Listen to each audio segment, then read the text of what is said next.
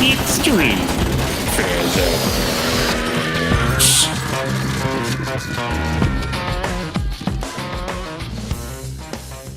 All right, let's take a look at some projectile motion. Why don't you jump into your notes to the page where we have a stone off a cliff. Let's launch something horizontally off a cliff and see how far it goes. This is a pretty typical type of problem that we're going to be doing, and it gets at the heart of a lot of ideas in projectile motion. So jump to that page. Stone off cliff. A stone is thrown horizontally off a cliff. So we're going to draw a cliff. Here we go. Always draw a picture. So we're going to go like that. There's our cliff right there. And we have a stone. And there it is. And somehow it magically gets thrown off horizontally. Now the idea that it's thrown horizontally is huge because what that means is that it has no initial upward velocity or downward velocity. So what I've drawn here is right here. This is the initial velocity vector that way. Of course, the stone is not going to go that way, right? That's going to be its initial velocity, and it's going to follow a parabolic trajectory off the cliff. It's immediately going to be accelerating downward, right? So we're going to have some sort of parabolic path like that. And our cliff is going to be some height. In general, our cliff is going to be some height. I could call that, sometimes it's called h, or I could call it delta y.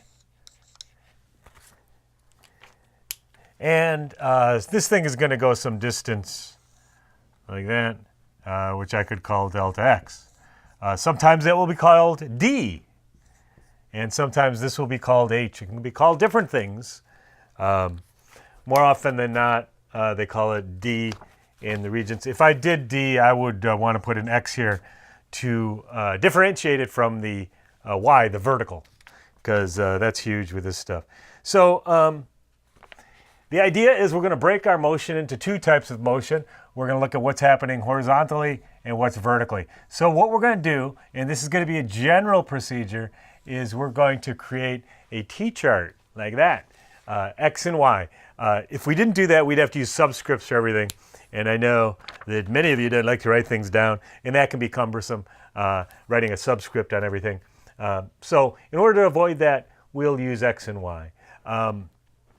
And on these problems, we could go initial and final, but I'm going to go that the top is 0 and the bottom is 1, just because that's more useful for when problems get bigger. So what do I know? It's launched horizontally and with a velocity of 20 meters per second. So this is going off at 20 meters per second. All right. So where does that go here? Right? Where does that go, the 20 meters per second? Well, that is a horizontal velocity. So V0 is 20 meters per second. But the important thing to realize is that this is also V1 in the horizontal direction, and it is also V average for the whole time of flight. There are no horizontal forces, so the object is going to move at constant speed, constant velocity horizontally. All right. In the y direction, do we know the initial velocity? Why, yes, we do. We do know the initial velocity. Initial velocity is 0. All right. This thing is moving, certainly, but it has no vertical velocity to begin with.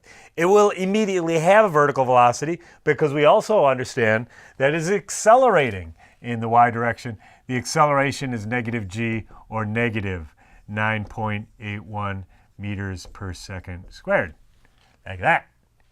All right, so that's the acceleration of the object. And what else do we know?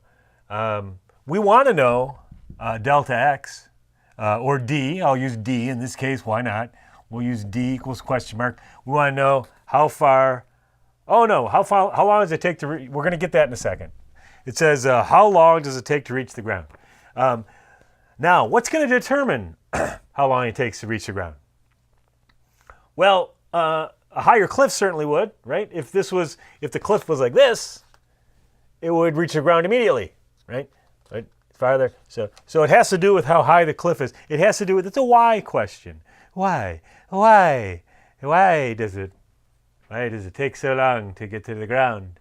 Daddy, you ever ask your father questions like that? Anyways, I always get that asked all the time. After a while, you get a little annoyed with those questions. When you got a 3-year-old or whatever. Anyway, I digress. What else do we know?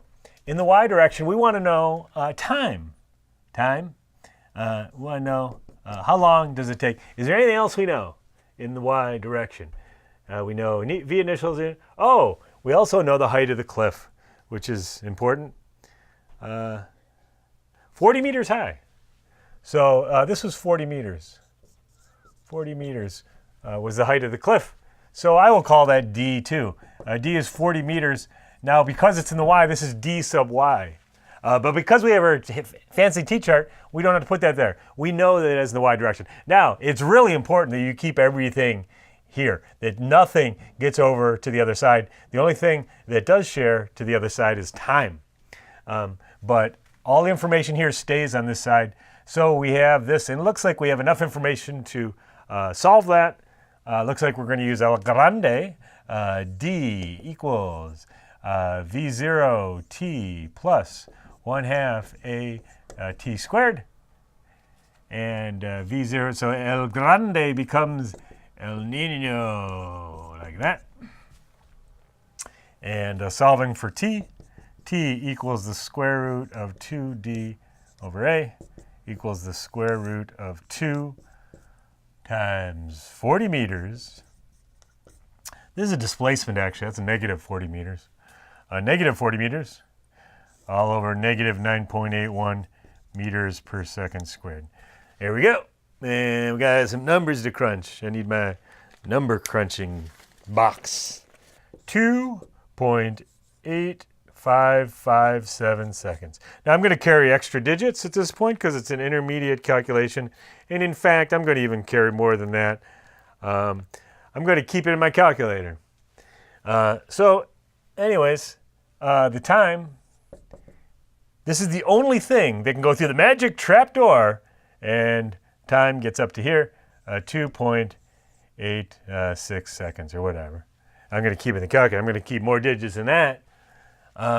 So the distance traveled is, we know the velocity is 20 meters per second times time. We know the time. So it's 20 meters per second times 2.86 seconds. But I'm going to even carry more digits than that. I'm just going to multiply that right now by 20. And the distance in the x direction is 57. I'll go with 3 significant figures. 57.1 meters. 57 meters would be fine too. So it takes, the time it takes is about 2.8, oops, that's not a 2. 2.86 seconds.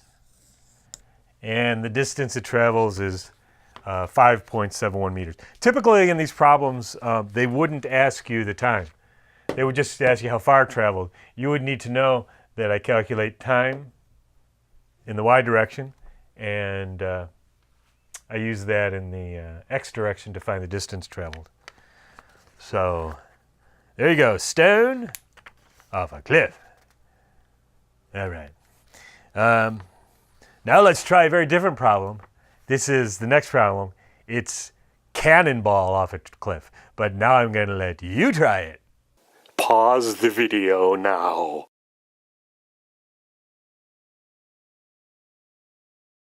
All right. Here's my drawing. Very different from the last one. The last one was a stone off a cliff. This is a cannonball. There's the cannonball. It's fired horizontally.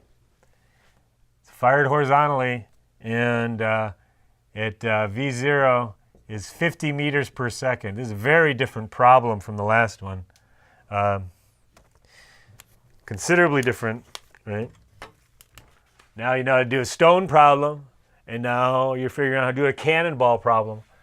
So it goes like that. Parabolic. Lands right there. Ooh, missed the ground. Missed the ground. There, now it hit the ground. All right, how high is the cliff? We don't know. Don't know how high the cliff is. I'll call it dy, d sub y. And it's going to travel some distance, d sub x, I guess. Let's set up our t-chart. Cannonball is fired horizontally, 50 meters per second. So v is 50 meters per second. Notice I'm not even going to write v0 because it is v0. It's also v final. I do understand that in the x direction, velocity doesn't change. So that stays like that. We also know that in the y direction, the initial velocity v0 is 0. We'll call that position 1. And we also know, of course, the acceleration is negative g, or negative 9.81 meters per second squared. And what else do we know? We want to know,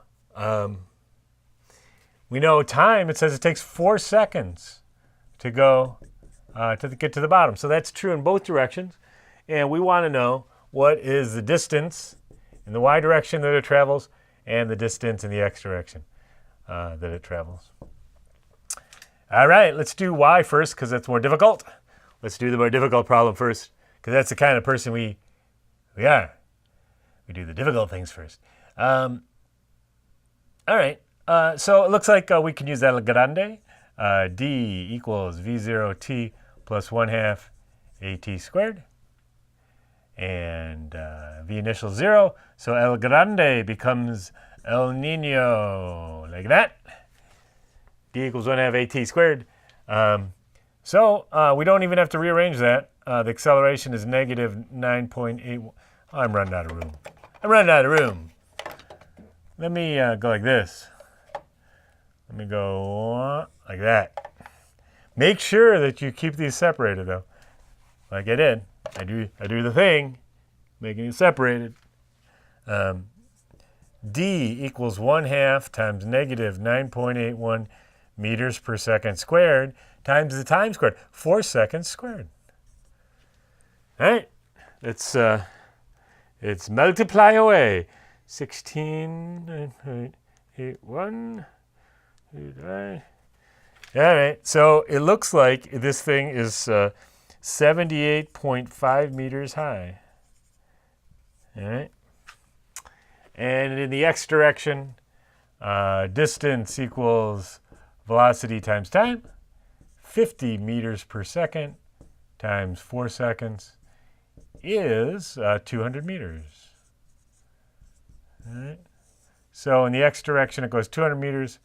In the y direction, it goes 78.5. All right. Let's try one more. Why don't you try plane drop supply packet almost hits cliff? All right, why don't you give that one a try? Pause the video now. All right, we kept the cliff in the problem because I don't know how to do a problem that isn't a cliff. It doesn't have a cliff, I don't know how to do it. So let's draw our picture. Here's our plane. Draw a picture. There's our plane. It's got wings. Can fly. It's going at a velocity of 250 meters per second east. So I guess this way's east. That way's east. 250 meters per second east. And it drops a packet. Oh, when the packet's dropped, how fast is it going? Okay, it's at rest relative to the plane, but the plane's moving 250 meters per second. It's traveling 250 meters per second too. So this actually is going like that, and it goes in a parabolic trajectory like that and lands on the ground someplace. Right? So it's almost like there was a cliff here, but there isn't. There was a plane. The plane almost hits the cliff, though. There's a cliff. It says right in the problem. There's a cliff, but luckily it veers up above the cliff. All right, that's good. That's alert pilot. Yeah, very alert. It's in altitude. Oh, why don't we call this a? We'll give our this is a distance of 490 meters. All right. How long does it take to hit the ground? Okay, so that's a time problem. That's going to be here. How long does it take to hit the ground? And determine the horizontal distance between here and here, its target. We will call that D in the x direction. This looks remarkably like a cannonball or a stone off a cliff. There's the cliff, though.